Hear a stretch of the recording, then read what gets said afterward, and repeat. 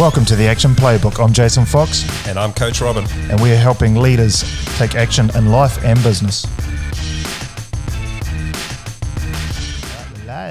We're live. All right, welcome back to episode 26 of the Action Playbook. Today we're going to talk about the past, the present, and the future. And it's not Christmas yet. That's normally a movie that comes out around Christmas time, I think. The Three Ghosts of Christmas Past. So, you know, when I talk to business owners, a lot of them spend a lot of time living in the past. Some are visionaries and they like to spend a lot of time in the future. So I'm going to share my formula for past, present, and future. I look forward to it. Yeah. And I'm sure I'll have my 2 cents to throw in there along the way. I would expect that you would. Yeah, this will resonate, I think. So I like to talk about, you know, we should be like submarines or submariners. We should be like a submarine captain. That's what we should be. Okay, yeah, so I don't have to be a long cylindrical cold piece of steel. Good. Yeah. So, you know, the submarines, what they do is they go down, they dive, right? But they have a destination that they're heading to. So as they're heading along, a couple of things happen and they are forced to surface. You know, if it's in wartime, they might go periscope up and have a look around first and just make sure that, you know, there's no dangers lurking. And then they surface, and that's when they replenish their air supply and so on, right? Sure. I think they recharge batteries and stuff like that as well on the surface. I'm impressed with your submarine knowledge. Well, so am I, actually. And so for me, I think it's very much like that for us in business too. You know, we should be the submarine, the submariner captain. Okay, and, so keep heading to one direction, but only come up for air. Yeah. Complete opposite to the last podcast. Be lazy. No, this is a state of mind. Yeah, so you know, talking about the past, and what I say is we should only be spending about 5% of our thinking time in the past. The past has happened, right? We can't change what's happened, but what we can do is we can learn from the mistakes or learn the lessons that were sent our way. That's an important one. I'll interrupt you there. People live their entire lives in the past. It's not just the business, it's their entire lives. I mean, a classic one is someone hurt you, and every time they walk past, you're like, oh, that freaking idiot, you know, that's that person that did that, or they backed into my car, or they broke my girlfriend, or broke my heart, or whatever it might be. And you're living in that past. You're holding on to that emotion from that thing that maybe happened 3 years ago versus letting it go and just looking to the future and going, well, what's happened can't be changed, and all we can do is focus on the future. So many people dwell on things, and the person that they're mad at often is completely unaware, just going about their day, enjoying themselves. So it's whoever lives in the past constantly only ever harms themselves. You know, if we go into that, you know, I broke up with you, I'm fine with it, I've moved on with my good life, and you resent me because, you know, you saw us having this big future together. You're only hurting yourself by holding on to that for the rest of your life.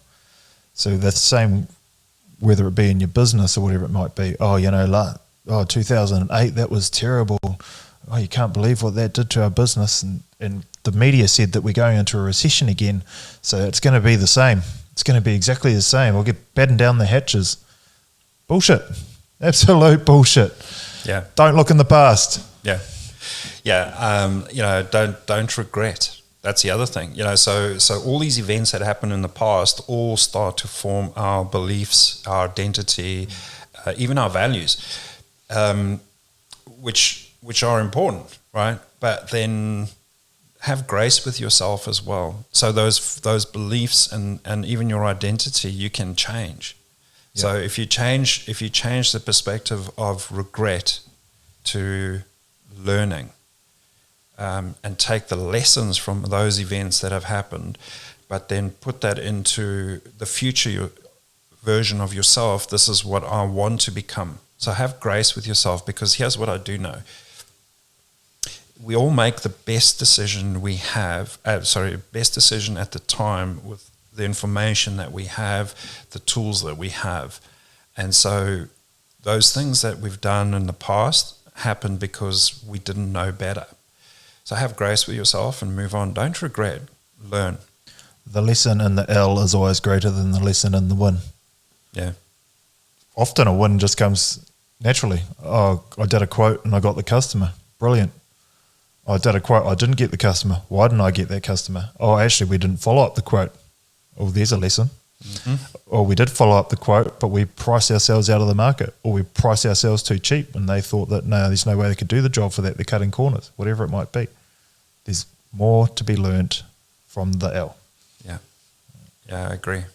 So take that and let's whip into the future. Not dwell.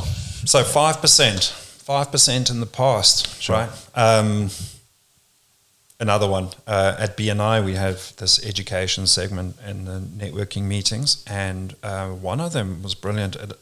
It said the past is like a rear view mirror, and there's a reason why the rear view mirror is so much smaller than the windscreen in front, right? Oh. And that's how much time, that's the sort of proportion of how much time we should be looking behind us. I like that. Yeah. But there's three rear view mirrors. There's some on the sides too. We don't count that. It's still tiny by comparison of an entire windscreen, isn't it? I've also seen some big rear view mirrors. Reversing cameras as well. So per square meter though. Yeah. But yeah, treat it like a rear view mirror. You know, have a glimpse in the past, and then get out of there. Yeah, so I said it before we went on to the podcast, right? So if you're looking out that window of your car and you're driving down the road and you're staring at every pothole that's right in front of your nose, you're going to hit every single pothole that's right in front of your nose. And as you go around that bend and you look at that tree, you probably veer off the road into the tree. And then in cars, in motorsport, race drivers always sit the seat as low as they possibly can and then work their way back up from there so that they can see across the bonnet. Because if they're looking right up high and they're looking right down on their nose, they're going to be twitchy on the steering wheel, all sorts of things. They've got to be long, low, so they're looking right through the corner, right to the end of the straight, and that keeps them planted, keeps them smooth, and it keeps them on track. Yeah. They're looking, they're looking 50 metres in front of them, not 1 metre in front of them at any one time. Yeah. So that's what Rob's trying to tell you to do today. That's what I was going to. So are you suggesting that it's better to look out into the future? Yes. All right. Way down the track. So I skipped one. No, you didn't actually. It's a good segue. It's 15%. This is my formula. Sure. 15% of your time, your thinking time, should be looking into the future. Sure. Looking far ahead, right?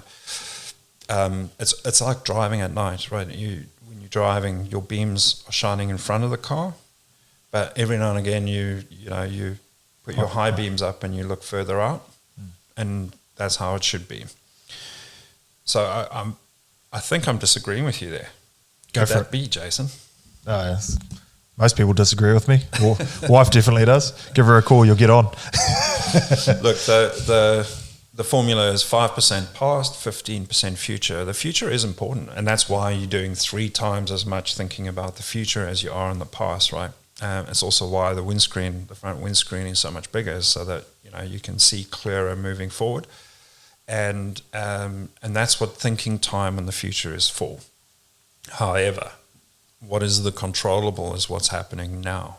Right? On the day, yep. Yeah, so it is important to stay present, and it's important to be aware of what's happening in the now for us as business owners. So coming back to the submarine, right? Submarine comes up, periscope, has a look around to see if there's any danger, comes up, recharges the battery. That's like invigorated by the future, the vision, the purpose. But then, as soon as they dive down again, which is where submarines spend 80% of their time, is in my analogy, 80% of the time is spent underwater, and you can only control what's happening inside the submarine. So, yeah, there's a lot that we need to be aware of. that's happening around us. And if we're spending too much time thinking about what's happened in the past and too much time thinking about what could happen in the future, then we're missing some key things, right? And we talk about this a lot. We talk about working on the business, right? And a lot of that is to do with how can we improve what's happening here now. Correct. So that is the formula that I would like to propose today. Sure. 5% past, 15% future, and 80% present. That means I'm showing up to work and I've got 8 hours I'm going to work today because I'm going to have a pretty long lunchtime. How am I going to break that up in my day-to-day work? Is it going to be a weekly? I'm going to spend the first 4 hours of the week looking into the future and then I'm going to go and get stuck into the present, or am I going to break it up daily, or what are you going to do here? Well, it really depends on what works for you. There's no magic formula other than, you should be spending a good 4 hours a week working on the business, not in. How that is made up is really up to you. It's how organized you are with your time. Yep. And organize is actually better than planning. So why am I saying that? Well, it's really hard to follow a plan if everything is in chaos. Correct. Right? So step one, organize and then plan ahead. Organize is now, right? It's making sure that you are a business. You've heard the term. A business can also be called an organization. Mm-hmm. Yeah, and it's because it's about being organized. Yeah, and so that is your presence. So I think what Robin's saying is how I'm trying to tell you to look to the future. You're actually never going to get to the future, to those goals, if you don't put the steps along the way. So he's saying, all right, we've looked in the rear vision for 5% of our time. We've realised where we've messed up along the way. Now we're going to look to the future and where we want to go. So we're going to put the time into understanding that. And then during the present, we're going to build out the steps that get us to those goals, that get us where we want to be in the future. And that shows that happens when you show up each day, because it's all good and well looking to the future constantly. But if you don't do any of the steps to get you towards that future, it'll never come. Exactly. If futures hasn't happened yet, it's not a reality.